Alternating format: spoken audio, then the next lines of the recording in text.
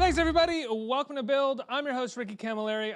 If you're like me, you absolutely love our next guest as Dollar Bill on Showtime's Billions. But you can also currently see Kelly AuCoin in Manhattan Theater Club's production of Donald Margulies' tragic new play, Long Lost. And Kelly's here with me now. Give Kelly a big round of applause for being on the Build stage. Thank you so much for being here. Absolutely, thanks for having me. I told everybody, because they put up this, and they're going to put up a Billions photo. When we talk about Billions, I told them that we would talk about this first, but I lied, because the first thing that I want to ask you about is having to sing Atlantic City in one of the opening scenes of this season's episode, or one of this season's shows. Yeah, I've been a Springsteen fan since I was a kid. He was definitely one of my early heroes. Like he and Muhammad Ali, for some reason, interesting combination, but they're probably my two biggest heroes when I was growing up. So the fact that the first time I got to sing something on TV was Springsteen, and it wasn't like Thunder Road or something that everybody knew. It was something that Springsteen fans knew. Atlantic City. Was amazing, yeah. Atlantic City, yeah. But I mean, also the layers of using a song like that in a show like this with a character like yours singing it is so fascinating. I mean, this guy is in many ways a hedge fund manager who would potentially, and does, blow up the Chicken Man in a lot of ways himself. He's kind of the villain of the song in a way. If there is a villain of the song, you know, I think existentially there is, economically there is, yet he is still in love with the song and in love with Springsteen and indulging it in a way. You thought about this much more deeply than I did. I like that. I think it's so interesting, and it happens a lot when you go to Springsteen shows. You know, like I've walked out of Springsteen shows, and because on stage he said something mildly political, 3 people are like, oh, it was great until he started stumping for Hillary. It's like, that's not what he did, but okay. And that obviously means that they're not really listening to the lyrics. Yes. I remember seeing a U2 concert recently, right after the 2016 election, and people being like, oh my God, when did Bono get political? It's like, have you been paying attention? Reagan using Born in the USA, exactly, right? Which is not really listening beyond the refrain or the chorus. No, I think in Dollar Bill's case, he doesn't think in terms of villains. He just thinks in terms of this is a cool song. I've got this great play. Everything is bottom line with him. It's all about how much money can we make? How can I make money for Bobby Axelrod and my 2 families? That's right. Keep my 2 wives happy.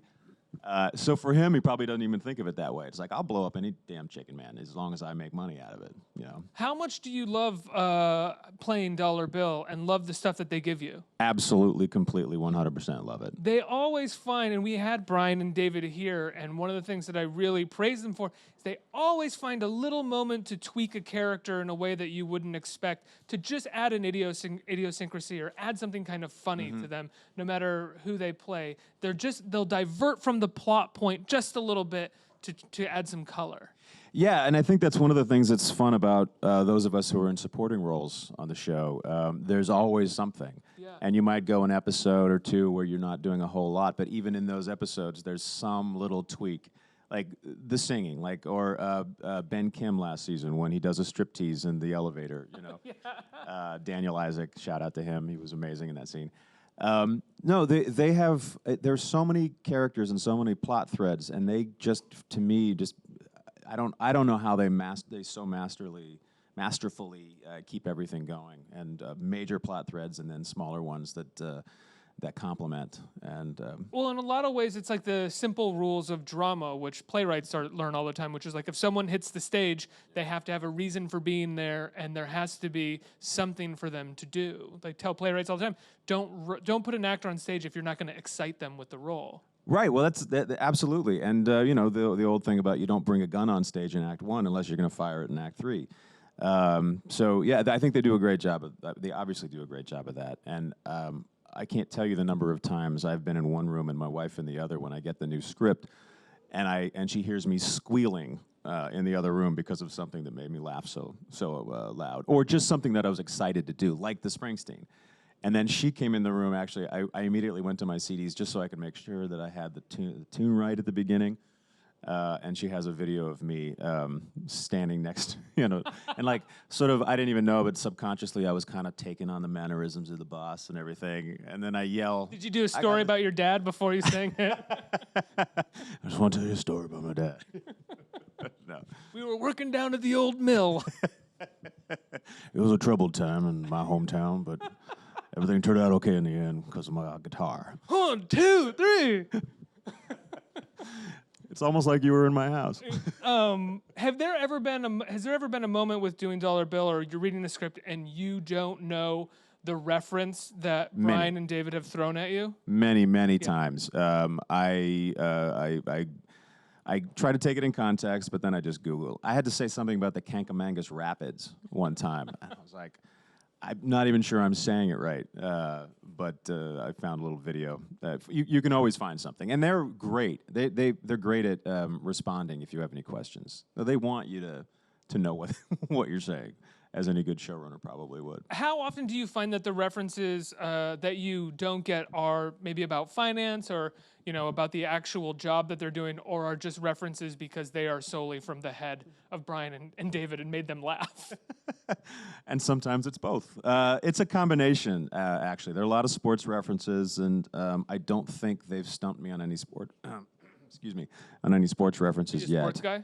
Yeah, especially basketball, and I'm obsessed with 1970s basketball. I'm a Portland Trailblazer fan, and they had a hell of a run this year. But Can you tell by the glazed look in my eyes that I don't know? I know. I was like, oh, we're not going to be talking about that anymore. I wish. It's like a fantasy of mine that I could talk about sports with men, but I just can't. Or women. It doesn't have to be with men. You're absolutely right. Excuse me. I apologize to anybody who's into sports, but I see people who are into sports can just bond easily and just get into it. And I'm like, do you like Michael Cimino films from the late 70s? Oh, that's a niche. Well, interestingly enough, you would get along great with Brian and David, because as much as they can talk about sports, they could talk about that. And I can't right now name one of his movies, even though I know Deer Hunter. I knew that. Yes. No, and that's a brilliant movie. What was the question about sports? We were talking about sports. Oh, we were talking about the references. Oh, yeah. So I've yet to be stumped. I got to have a Hondo Havlicek, which is a John Havlicek reference, a basketball player for the Celtics in the 60s and early 70s, and which was awesome. But if it has to do with finance, I always have to ask. So they know. I know less about finance than probably anybody in this room. No, I know nothing about finance. Yeah. You know more than me. So they know that you love sports, though, and they'll throw you sports stuff, or is it? I don't know. They're throwing everybody. They throw everybody all kinds of interesting references, and it's fun to see when they surprise you with, and surprise the audience, hopefully, with who says what.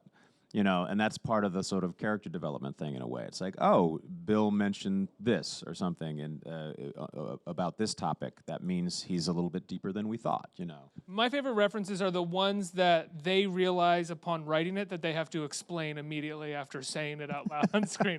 I love those moments where a character is like this thing, a 1940s French film. Like somebody has to just sort of, otherwise most people are going to be like. Right. That's great. And it works because that character would obviously think, well, you probably don't understand this. 'Cause, these people are so smart. Yeah. They're so smart. It reminds me in some ways of the old West Wing, as if there was a new West Wing. Where they speak very quickly. They're incredibly smart, and I want to be in a room with people that smart. I rarely meet people this smart in my life.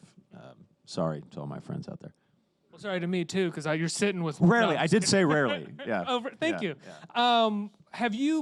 What has it been like to watch the sort of arc of Dollar Bill over the course of these seasons? Because when you signed on in the first season, how big of a part did you think it was going to be? Did you know? When I first auditioned, I tell this story sometimes. I didn't audition for the part of Dollar Bill. I auditioned for a different role that was, in the breakdown, said recurring character. You never know. It was a pilot. Things could change, but it was a potential recurring role. And the audition went well, but I wasn't what they wanted for that role, so they brought me back in. They asked me to come back in to read this character, Dollar Bill, who it didn't say anything about whether or not he was coming back. And my initial response was like, I'm not going to I don't want to do a one-off. Thank you. This is going to be a great project, but But I think I'm gonna pass. And I spent the weekend. Why wouldn't you want to do a runoff? Just because A one-off? just because it's gonna be a process. I don't want to do roles in TV shows where I have 3 lines and then I'm never seen again, because that's not where I am. Yeah, of course. And but I thought about it over the weekend. The fact that it was a pilot, the fact that it was Brian and David, who I'm a huge fan of, Paul Giamatti and Damian Lewis and Maggie Siff, and Showtime, and the character he had a funny, weird nickname, and the description, the cheapest millionaire in America. I just started thinking maybe I'm making a huge mistake. And on Monday, I had my people call back and say, you know what, maybe can you still get in? And they're like, yeah.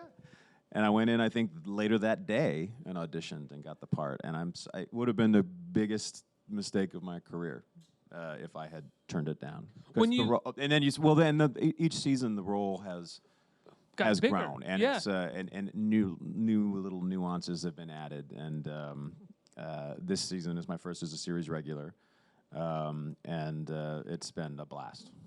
Yeah, I mean, I think like any really great show, as the seasons go, the creators get fascinated with the peripheral characters and make them bigger and better.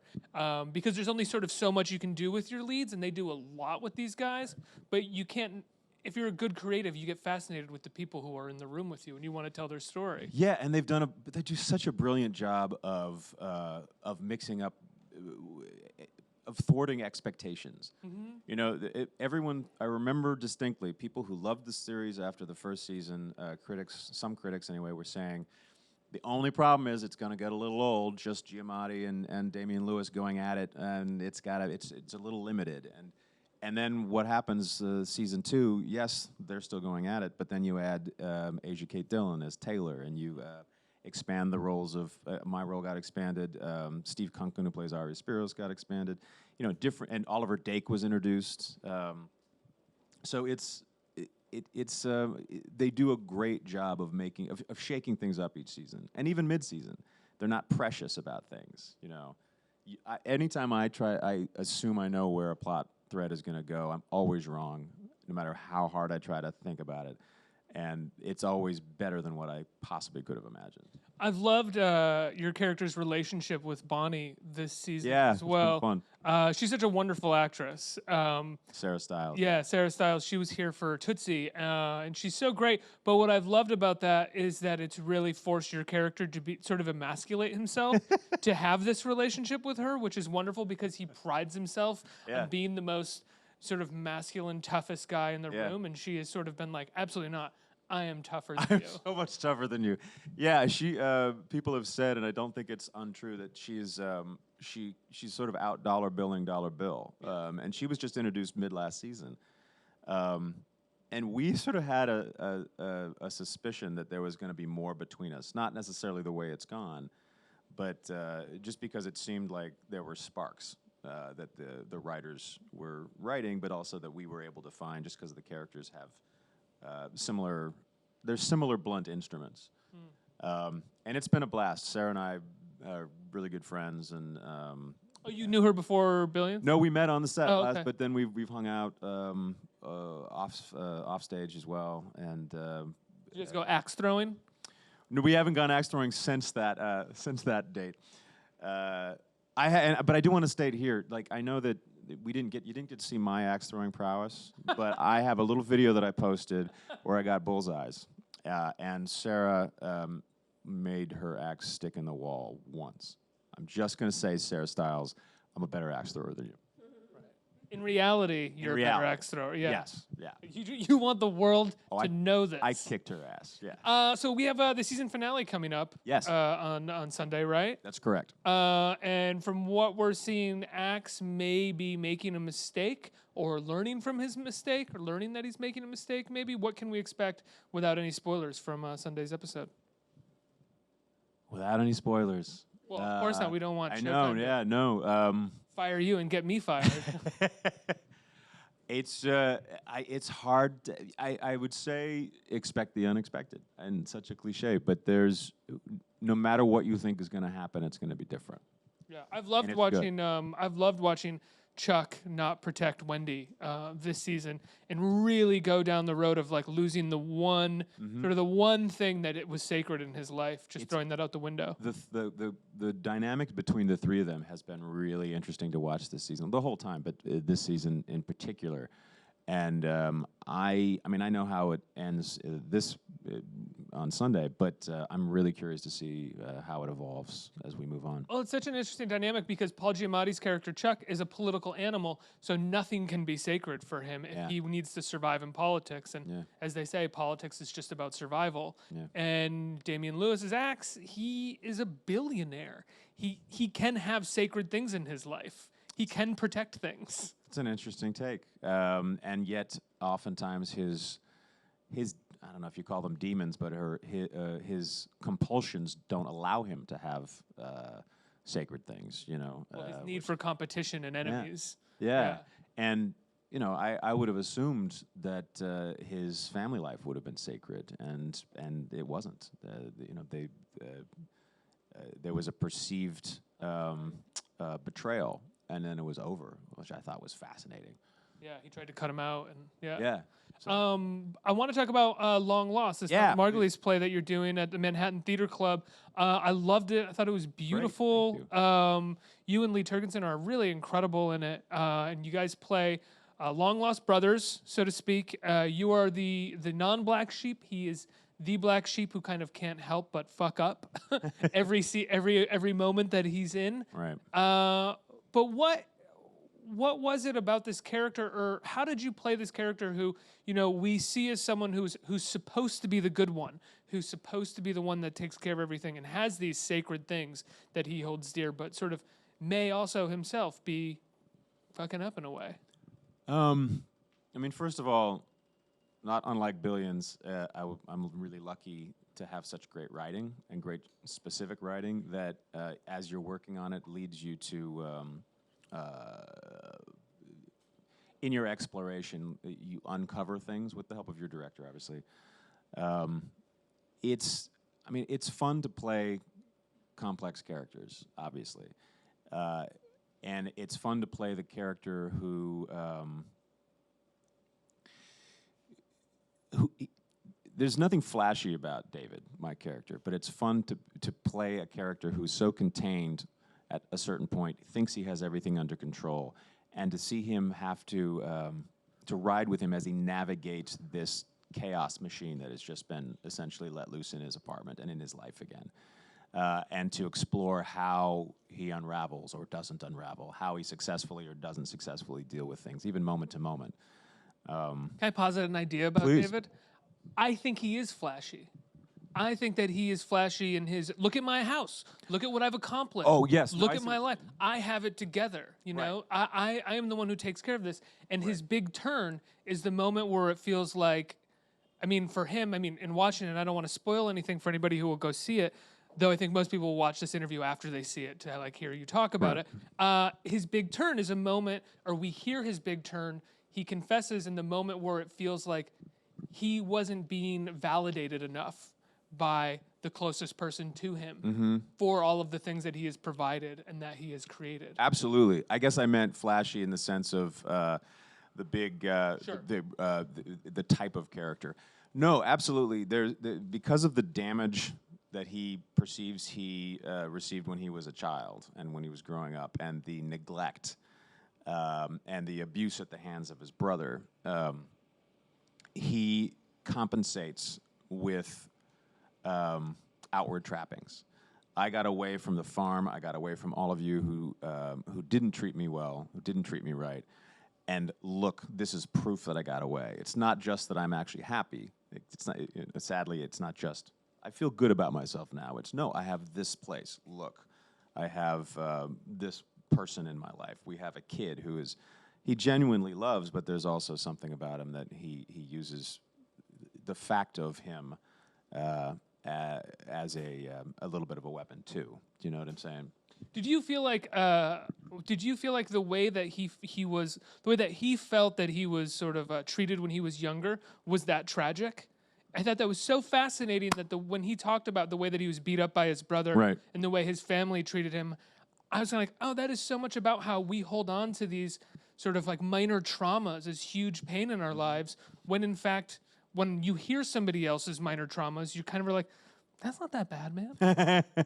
But you Well, probably hold on to those things yourself, and they would come out that way. Yeah, I suppose. I mean, and that's interesting. I've had post-show discussions with people about, well, was it really that bad? And some people are like, this was horrendous. This behavior was absolutely horrendous, and the parents ignoring it or poo-pooing it was horrendous.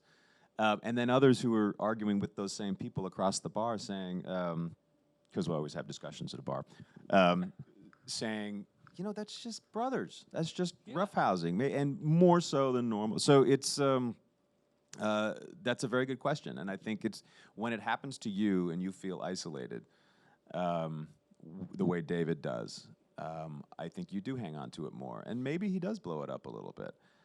But well, I don't think he blows it up. Like, I don't think he maliciously blows it up or is No, exaggerating for the purpose of any kind. I think he genuinely feels it, but it's just that when you're on the outside of that person's feelings, it's very easy to trivialize or to be like, that's magnified not that bad. when it happens to you. There's a Exactly. line in the script. It's like, how can you remember this? I can't swear, can I? Oh, yes, you can. Oh, great. Oh, I've wasted so much time not swearing so far.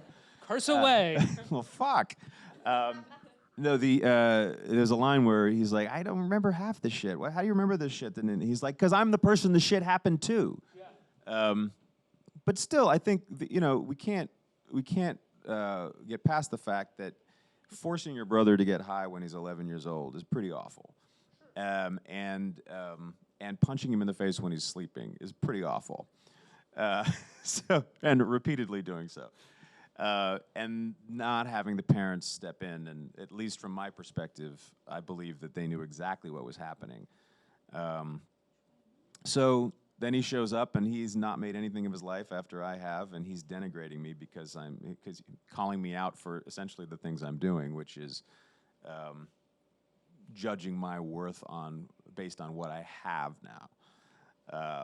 And that's part of that. Yet still needing it. Yeah, and the argument that sort of yeah, it is exactly, and the argument that surrounds this point is what eventually leads to me kicking him out again.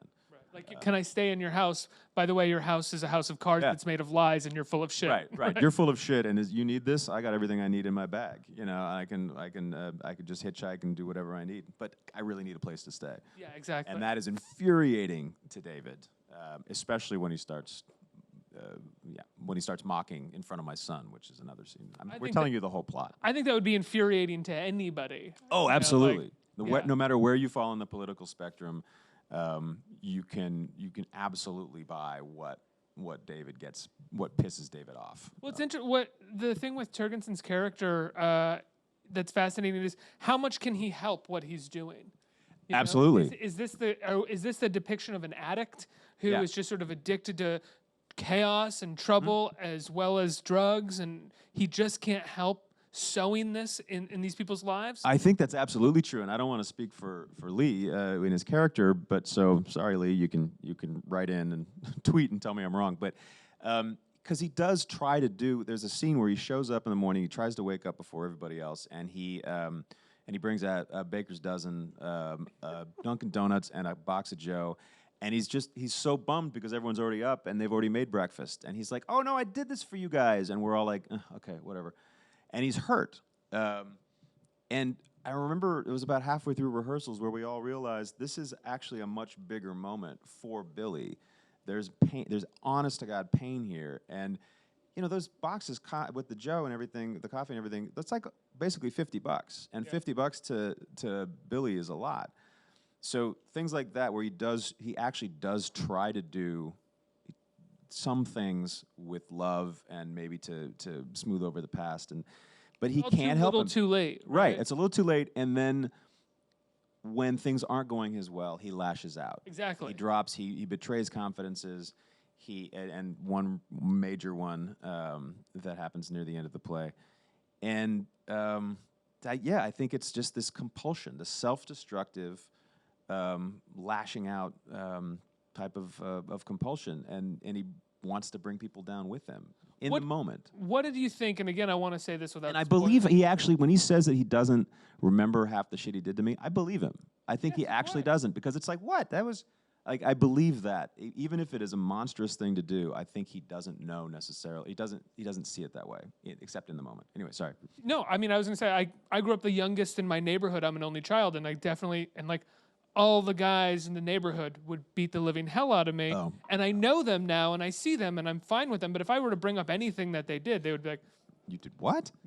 we didn't do that. And I'm like, no, yeah, I jumped in the air. You kicked my legs out from under me and like broke my nose. And I'm like, I don't remember that. That could not have happened. Yeah. There's no way. Like, How? and you're like, no, that really happened. But people don't remember those things. And I'm not as scarred as I think your character was. So Yeah. I'm better for it. But You're a there's a healthier moment, without giving it away or anything, there's a moment, I'm curious what you think about this, or if you judge your character in this moment, where we find out what your character's been up to, essentially, if you know what I'm talking about. I know what you're talking about. And the way that he justifies it is based off of this wonderful thing that his wife has committed herself to. What do you think of, I mean, it's really the moment where I felt a turn on your, like, where I really turned on your character. Yeah, and the basis of David's argument changed over the course of rehearsals. The writing changed. We were all the way through the first 3 weeks of previews. We were getting rewrites and adjusting things. But yes, I think that is valid. I think it's one of the things I think is kind of brilliant about that scene is that the person you think is the victim shifts on a dime, and ooh, you're a selfish asshole. right. And it's like, wait, what? And then you listen to and it's like, what? Yeah. But I do think it's based on what you were touching on before. I wasn't getting the attention I needed. And I don't think that was like a petulant child, trying to act out. And people who aren't as damaged as David have some of these same feelings. But it's like she wasn't there. And it's great that you're doing this. And I do believe he is proud of the stuff she does, except that it means that she's not there for me. She's not validating me by just being there. And I don't think he needs fawning. He just wanted her there. Yeah. When did you start acting? Let's backtrack for a second. Okay. I used to sing in grade school. I was always singing. I was in the chorus. In all the plays were cast out of the chorus. They were all musicals at that age, and I was one of only 2 boys in the chorus, and so I got all the male leads. I was one of the great second grade Old King Coles. They still talk about in Washington D.C. But that was the basis of it, and then I just I kept doing the school plays, and I think it was about sophomore year of high school where I finally told one of my teachers that I wanted to be an actor. I'd known it, but I was embarrassed. I was like, who becomes an actor? Right. I didn't know anybody who was a professional actor. But my dad was in politics, and so he knew from lack of job security, he could be voted out of office every 2 years. So I think when I finally told him, at least there was some of that living with the question of whether or not you're going to have a job that he understood. My mom. But that said, he had to have understood a little bit where the gene came from if he was in politics. And are you saying there's a performative aspect? There's a to performative politics? aspect, and there's also a hustler in a politician as well. And I don't mean those things. I don't mean those pejoratively at all. Salesman. Yeah. Yeah, salesperson. Yeah. No, I think that's true too. And my mom was a singer, and my sister was also a singer. Although they never did it professionally, they were fantastic. And so the whole family was in front of audiences from the time we were kids too. Right. So there was an ease with that. I guess. I didn't go to I knew I didn't want to go to a conservatory. I wanted to go to a liberal arts college, and I went to Oberlin. Why was that? I thought I want to get a varied education. I have too many interests right now, and if I decide I want to go to a conservatory type of atmosphere, I'll go to grad school. Mm-hmm. Of course, not thinking at the time about the money. I'm glad I didn't make these decisions based on money, because I never would have pursued it. But I ended up not going to grad school just because I learned it. I took all kinds of acting classes at Oberlin, but I learned that I learned better from directors and other actors while I was doing the role, working on a role than I did in a class. I wasn't great in a class situation. Why is that? I don't know. There was something. I think it probably connects somehow to when I have a hard time putting myself on tape for auditions or running a scene with friends. And I can do it with certain people who I don't know very well. But with people who know me, I start to feel fake. I start to feel like the whole let's play pretend thing that acting fundamentally is. It's obviously a lot more than that, but there's an element of that. I guess I should say it started to feel like I'm playing pretend, and it gets embarrassing. So I would literally feel embarrassed. I'm a professional actor, and I literally feel embarrassed running lines with my wife. Yeah. That's ludicrous, but it's true. No, I could absolutely see that. And there was something maybe, I think, I'm just putting this together now, but in the classroom environment, because you get to know those people so well, they know you, and they're like, "Oh, really? You're doing that now? You're playing? You're angry now? Oh, are you sad? Are you acting sad?" There's something that just felt embarrassing. I'm sure I'd be a much better actor if I could get over that, but people learn in different ways. And I was at the Oregon Shakespeare Festival in '92 and '93. In my first season there, I understudied 11 roles. And basically watching all these brilliant actors was what helped me. I think that became like a version of my grad school. There's also something practical about when you're just working with other actors or you're working with a director. Yeah. It becomes about now try this, now think about, now do this, where classrooms are so often about interpretation, and that can just like absolutely kill the pretend and the fun side of acting. You know? I think that's true, and in the way you just described working with directors and other actors is the way I teach when I have taught or when I coach. I don't think I'm a great teacher necessarily for people who have never done it before, because I don't think I can help someone figure out how to access emotions and really commit to being in an alternate sort of reality. But I can help people find better ways of attacking a scene. My theory has been that I was able to tap into that sort of thing myself early on, and what I needed was exactly what you're saying. People to be like, try it this way now, try it this way.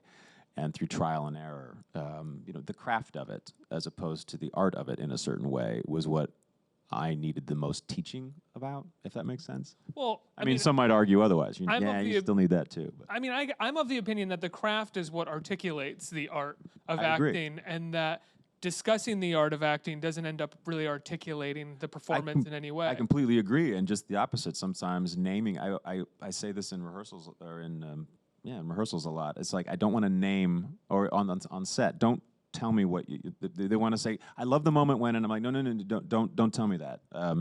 Just tell me if I stop doing it, I guess, because if you name it, you kill it. For me, like there's a magic about the moment. There can be a magic about the moment-to-moment stuff that works. It's like, you heard the term flow. It's like when you actually enter the state of flow. Can't describe it really, but you know how it feels. It's like being able to push up a window with 2 fingers as opposed to having to jimmy it up. And something about naming what worked exactly kills it for me.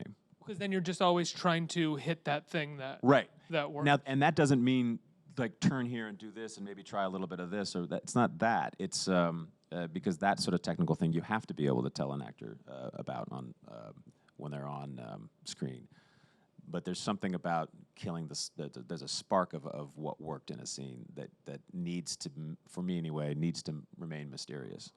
What was your first? Breakthrough role is such a corny thing to. It doesn't really mean anything. But when did you land a role where you felt like, oh, I'm a working actor. This is amazing. I'm doing this now. I mean, I felt that with the first professional job I ever got in Portland, Oregon. I was driving around the country in my VW bus, ostensibly handing out resumes to different theaters along the way, and I ran out of money in Portland, which is where I'm from, Portland, Oregon. And my parents had a place I could stay. I worked in a steel mill for a month to get enough money to go back to the East Coast where we were living at the time. With Dad working in the steel mill? No, my dad was not working, but maybe it fit. Get it back. There's a Springsteen reference here somewhere. but I auditioned for. I saw a notice and I auditioned for a play and I got it, and it wasn't for another 5 months. I went back home and then came back again and did the play, and that led me to the Oregon Shakespeare Festival. So I'd say being able to get a gig on my own, that first professional gig with no one's help, meant a lot to me. They had no idea who I was, and they cast me. The director's name was Alana Lipp, and she still works in Portland today. And it was just like she took a risk. It's a huge confidence booster because you feel like you're getting cast because of your talent. Absolutely. Simply based off of that. Completely. And there are tons of great actors in Portland. It's like Seattle and Portland. There are all kinds of great actors everywhere. When did you make the move to New York? I was at the Oregon Shakespeare Festival for 2 seasons. Then I went to LA to be with my girlfriend, who's now my wife. She is a dancer and a historical marine ecologist, that cliched thing that everyone combines. She moved to New York to be a dancer, and I followed because I was nothing. That first year in LA, nothing was happening for me. Were you doing auditions and? Nothing was happening. I maybe had 5 auditions the whole time I was What there. were you doing for work? I was catering, and then I was working for a research company, Xeroxing books at the UCLA library. Oh. Yeah, this was pre-internet. I'm old. So I moved back to. I was like, if I'm going to be broke and miserable about my career, I might as well be broke and miserable about my career with the woman I love. It's a more theater-based town, so that helped, and I was able to slowly start getting jobs. And then New York, when you moved to in New York, yeah. It just was it was the right move for me, and then we got married a few years later, so that was awesome. It was right on my personal side too. The first, I'd say there were a couple of them.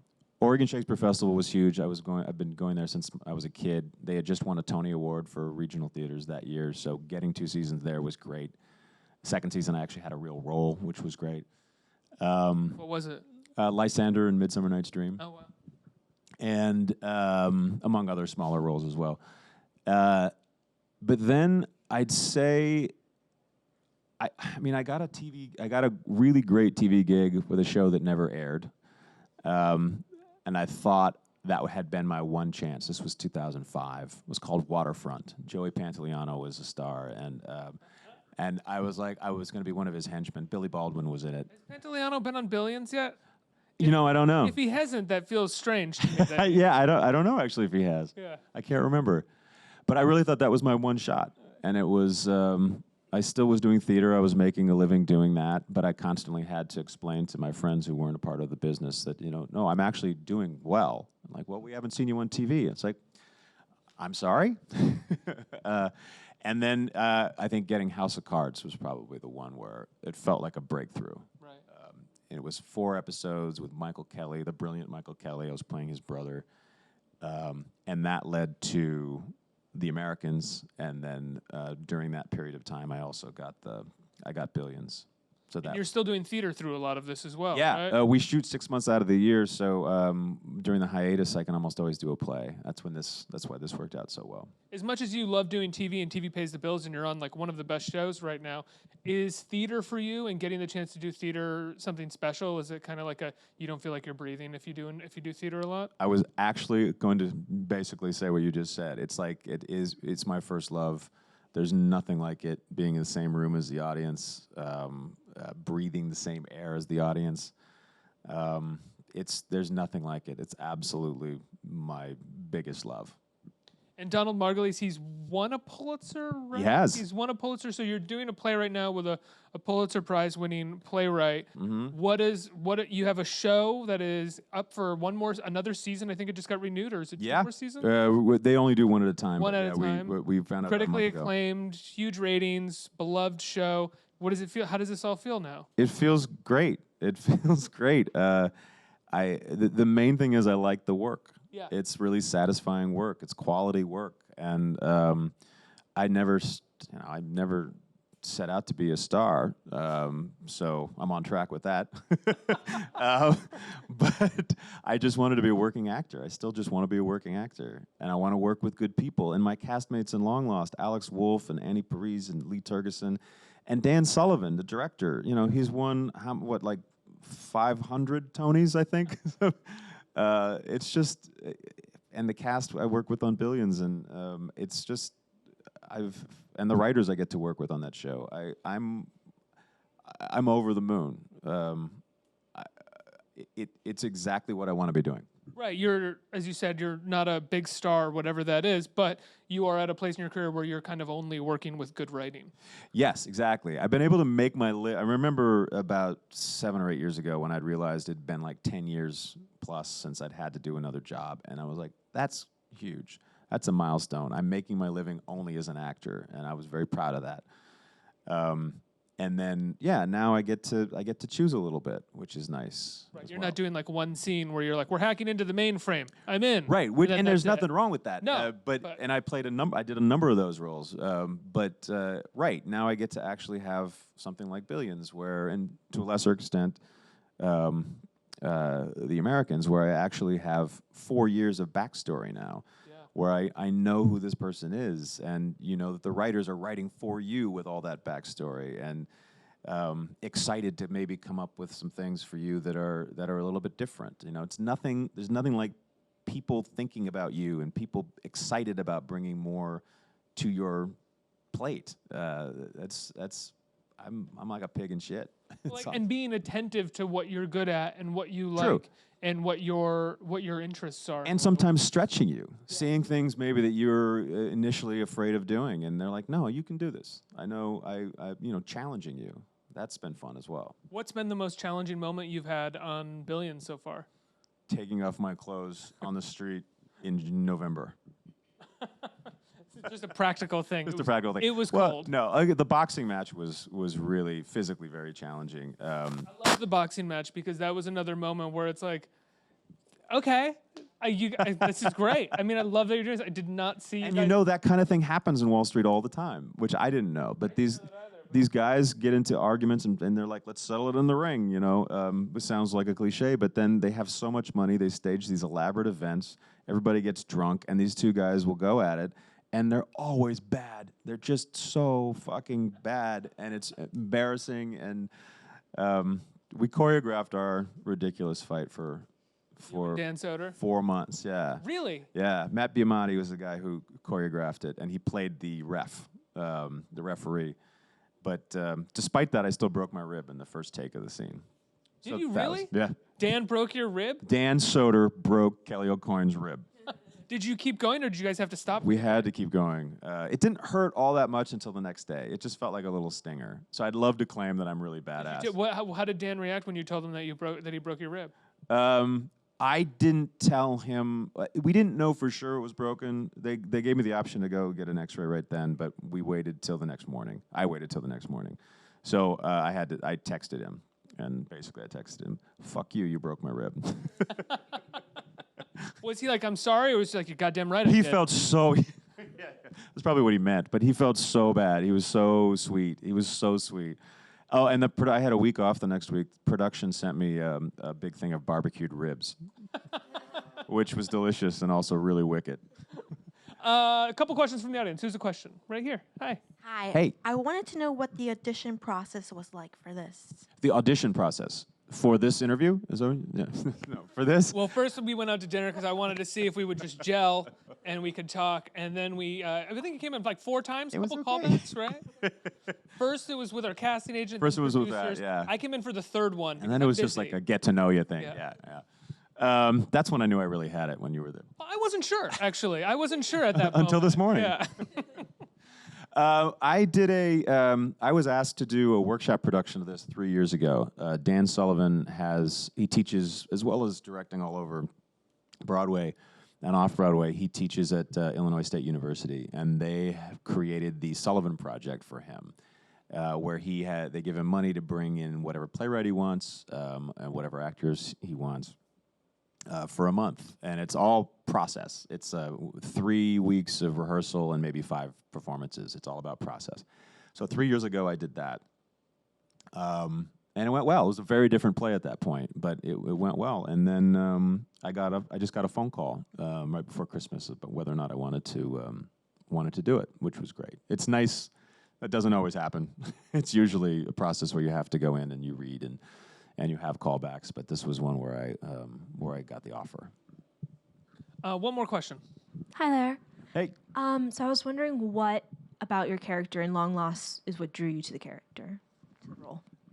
Initially, I have to admit, before I even read it 3 years ago, and it was like Donald Margulies and Daniel Sullivan are going to be doing this, and they want you to do something. Before they finished the sentence, I was like, yes. But the conflict, the conflict that rages inside of him, I think, the feelings of betrayal that lead him to behave pretty terribly are fascinating to me, and I think his denial of, and we were talking about the brother denying in his brain that what he did was that bad. I do different bad things, but I deny them until I can't. So there's a sibling connection in their fucked upness, which I found interesting. A kind of victimization. Totally. They both feel incredibly both victimized. feel incredibly victimized. Which leads to like a sort of absurd justification for their bad behavior. Yeah, yes, I'm doing this, but you did these things to me, so yeah. But you also That's not a started line a from the play, foundation by the for refugees. Yes. You founded a shelter for victims of domestic abuse, but you weren't home like when I wanted you to be. So yeah. Kelly, I'm such a big fan of your work, man. Thank you for coming on and sitting down and talking to me for so long about Billions and Long Lost, which is currently at the Manhattan Theater Club, New York City Center stage, where you and Lee Turgensen and Annie Parise and Alex Wolff. Thank you. Are so great and such a wonderful show. Please give Kelly a big round of applause for joining us. Thank you, guys. Thanks.